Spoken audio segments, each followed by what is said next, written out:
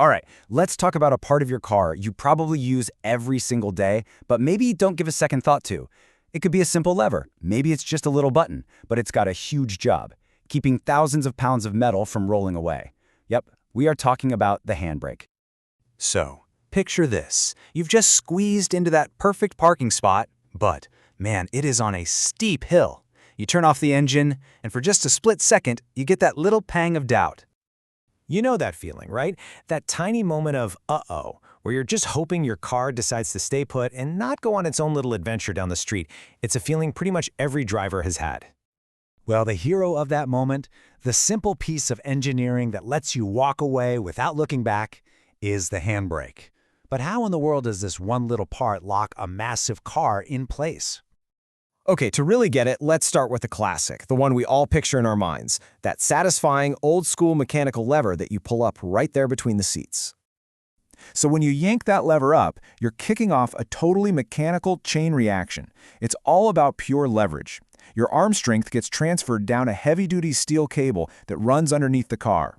That cable pulls on a mechanism that literally forces the brake pads or shoes tight against the rear wheels. It's the raw friction from that intense squeezing that physically stops the wheels from turning. Simple as that. The harder you pull, the tighter it clamps. This is a perfect way to picture it. It's like a game of tug-of-war where you always win. The pull you put on that lever directly becomes a powerful clamping force on the wheels. There are no computers, no electronics, just a straight-up physical connection that basically screams, these wheels are not moving an inch.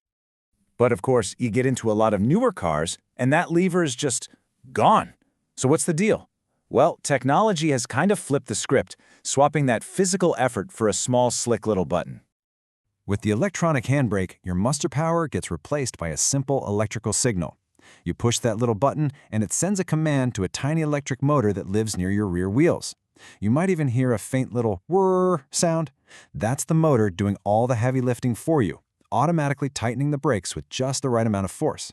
Then, a light pops up on your dashboard to let you know, yep, we're secure. So a great way to think about it is like you have a tiny, super strong robot that does the work for you. It's not about how hard you can pull anymore. It's just an electronic command that gets the job done perfectly every single time. The end result is the same. Those wheels are locked. But how we get there is a whole new ballgame. You know, seeing them side by side really spells it out. We've gone from a physical pull on a steel cable, where you can actually feel the brake tightening, to just a simple button press that wakes up a motor.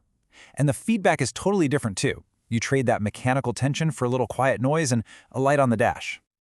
Okay, so we know how they work, but the handbrake is actually for more than just parking. I mean, there's a reason you sometimes hear people call it the emergency brake. Let's get into the different times you'd actually use it. Yeah, that emergency brake name isn't just for show. In a true worst-case scenario where your main hydraulic brakes totally fail, the handbrake can be a lifesaver to help slow you down. But it's absolutely a last resort. So why does it only brake the rear wheels? Well, it's all about maintaining control.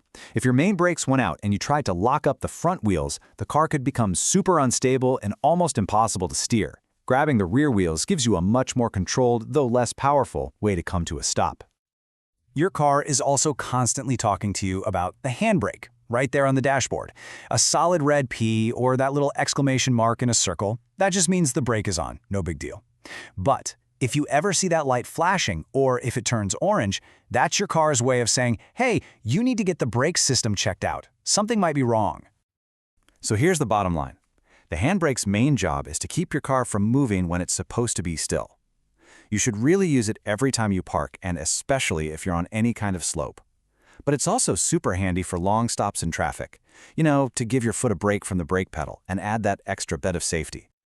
So as we wrap this up, it's pretty cool to just take a second and appreciate this small, humble part of our car that does such a monumentally important job. I really like this way of thinking about it. That little lever or button is basically your car giving you a promise. It's saying, don't you worry, I got this. I am not going to roll away.